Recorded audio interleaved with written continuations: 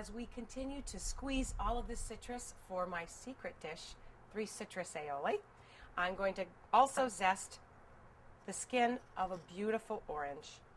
Oranges are such a gift from nature. They're so flavorful and they're so good for you. I always love having them around the house, whether they're in season or not. All right, so beautiful zest from the orange. They offer a lot of longer, prettier zesting fodder, so I'm going to get as much of them as I can. Look at that. Beautiful. All right, give it a good roll.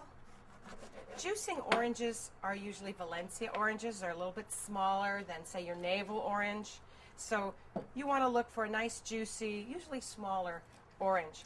I needed more zest, so I chose a larger navel orange. But as you can see, I'm still getting a lot of juice from this. Wow. There's my full cup of citrus to make one of my secret recipes, 3 citrus aioli, which I'll share with you soon.